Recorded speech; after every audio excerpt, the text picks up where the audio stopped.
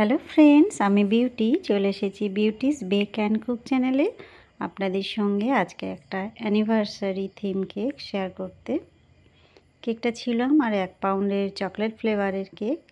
আমি প্রথমে এটা চকলেট ক্রিম দিয়ে চকলেট ক্রিম দিয়ে ক্রাম কোট করে ফ্রিজে রেখেছিলাম প্রায় আধ ঘন্টা। তারপরে এটা আমি ফাইনাল আইসিং করছি। সাদা ক্রিম দিয়ে প্রথমে আইসিংটা করে নেব, তারপরে আমি সাইডটা রেড কালার করব। আমি খুব বেশি ক্রিমে কালার ইউজ করতে চাই না কখনোই, সেই জন্য একটা অন্য প্রসেসে কালারটা আমি দেখাবো কিভাবে আমি সাইডটা আবার লাল করেছি। আমি সবসময় সাদা ক্রিম দিয়ে ফাইনাল আইসিংটা করে নিই, তারপরে আলাদা করে মানে একদম সামান্য পরিমাণ ক্রিমে কালার মিক্সড করে সেটা দিয়ে আবারও এরপর যদি কোটিং করতে লাগে তখন দিই। নচেত আমি পুরো ক্রিমে কালার সচরাচর মিক্সড করি না। যদিও কালার ফুড কালার সেফটি, তবুও আমার যেন মনে হয় কালারটা যতটা কম ইউজ করা যায় ততটাই ভালো। সেই জন্য আমি এইভাবে আপনাদের সঙ্গে দেখিয়ে দিচ্ছি কি করছি আমি। আচ্ছা, এখানে আমি রেড কালার মিক্সড করেছি ক্রিমে, আর পাইপিং ব্যাগে ভরে নিয়ে ছোট্ট করে কেটে নিয়েছি। নিয়ে অল্প অল্প করে এরপরে দিয়ে নিচ্ছি।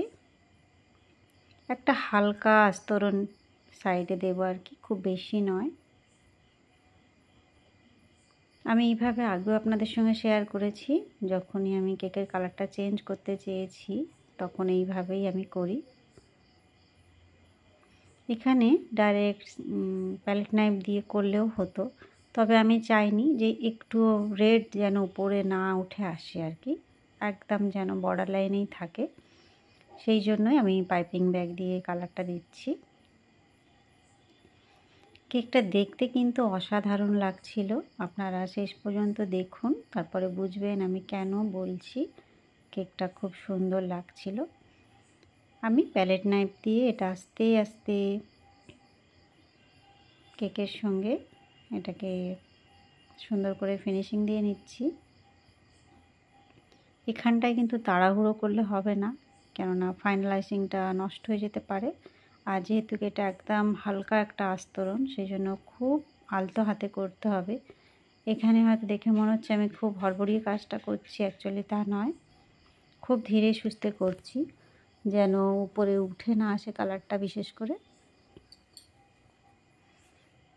একটা স্ক্র্যাপার দিয়েও সমান করে নিলাম, আর একটা সিলিকন ব্রাশ দিয়ে আমি এরমভাবে টেনে দিচ্ছি, একটা ডিজাইন হয়, এতে দেখতে বেশ সুন্দর লাগে, দাগ দাগ মতো হয়ে যায়। এইবারে আমি গোল্ডেন লিফ নিয়েছি, অনেকে এটাকে ফয়েল পেপারও বলেন। যাই হোক, এইটা নিয়ে কাজ করতে কিন্তু বিশাল ঝামেলা হয়। একটু একটু করে নিয়ে এটা দিয়ে লাগানো কেকের উপরে, সত্যি কথা বলতে কি অনেকটা টাইম লেগে যায়। আমি কখনো চিমটা দিয়ে করছি, কখনো হাত দিয়ে করছি, মানে 1 ঘন্টা টাইম লেগে যায় এইটুখানি একটা কেকে। শুধু এর বর্ডারটা আমি দিতে গিয়ে আমার লেগে গেছে আর কি 1 ঘন্টা। এখানে আমি স্পিডে দেখিয়ে দিচ্ছি।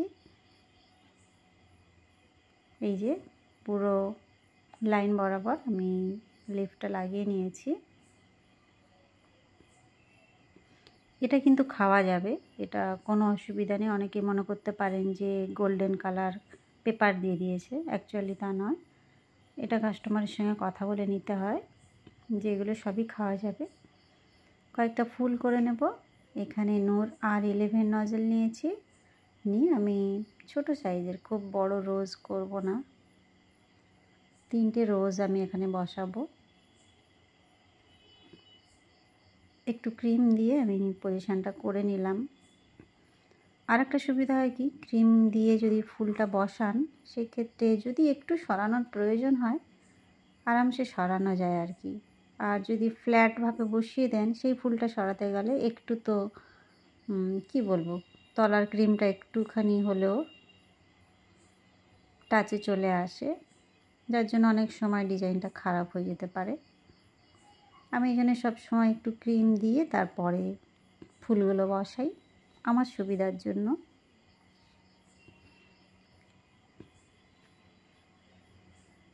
এই যে আমি 3টে ফুল এখানে বসিয়ে নিলাম। এবারে আমি একটু কুঁড়ি করে নিচ্ছি সাইডে। এইটা করতে আমার কিন্তু ভীষণ ভালো লাগে, কেন জানি না। প্রত্যেকটা কেকে যখনই ফুল বানাই আমি কুঁড়িটা রাখি। আমার এটা ভীষণ পছন্দের একটা, বলতে গেলে কি বলবো, অনেকে হয়তো মনে করতে পারেন বারবার এই ধরনের করেন কেন, কিন্তু আমার দেখতে এত ভালো লাগে। আচ্ছা, নিচে আমি বর্ডার হিসাবে যেখান থেকে লাল রঙের আমি ক্রিম দেওয়া শুরু করেছি সেখানে লাল দিয়েছি, সাদার জায়গায় সাদা দিয়ে একটা বর্ডার করেছি। আর এখানে ফন্ডেন্ট দিয়ে আমি 3টে পাতা বানিয়ে নেব। ফন্ডেন্টটা ভালো করে মুথে নিয়ে আমি এটা বেলে নিলাম। আর আমার কাছে এই যে পাতার কাটার ছিল, সেটা দিয়ে আমি কেটে নিচ্ছি।